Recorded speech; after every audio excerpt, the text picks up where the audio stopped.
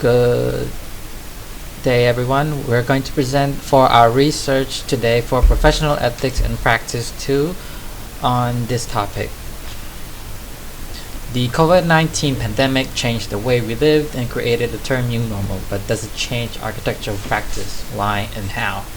So our research outline will consist of the introduction, regards with disease and architecture, COVID-19 and architectural hindrance, the architecture adjunct COVID-19, and the conclusions.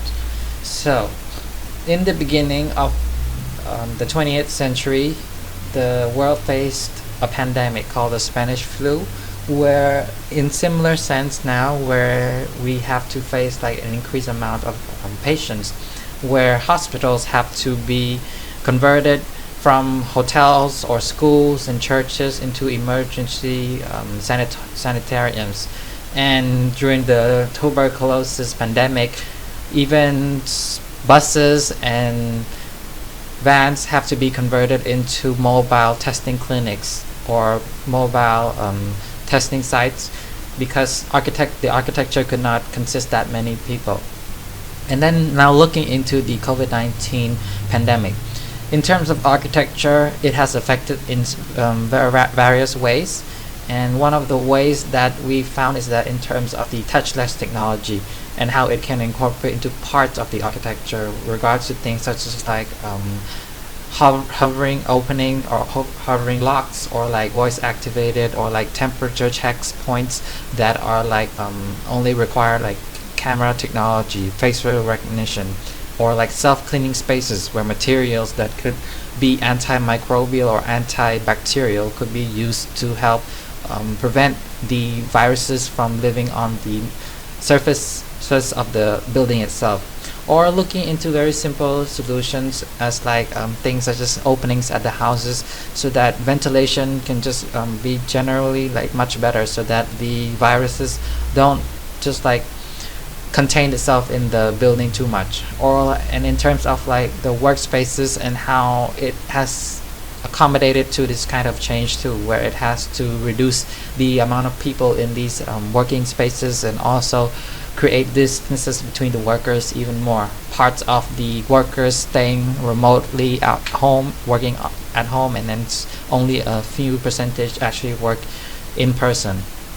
And some design spaces and technology regarding to that, it's like suggestions of like elevators that are voice activated, or like that replace or reduces the capacity like a lot more strictly, not just based on weight alone.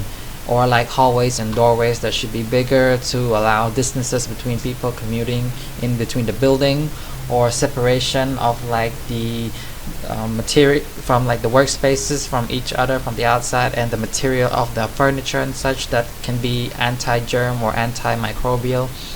Or even in the public spaces itself, where people have to touch the spaces a lot, it can also possess those kinds of like qualities as well. And the building systems containing like UV lights inside of it to kill the viruses that go through the ventilation systems, and all separations of like working stations. So architecture adjunct COVID-19, we're looking at first in terms of the imminent change of like what other influences can affect in terms of has affected or will affect architecture in the future. So the client preferences, what we're looking is like in terms of like the shift in the market, first of all, like in terms of like how people are now looking more in terms of like spaces that are a bit more further away from like the city, where like it's a high density space.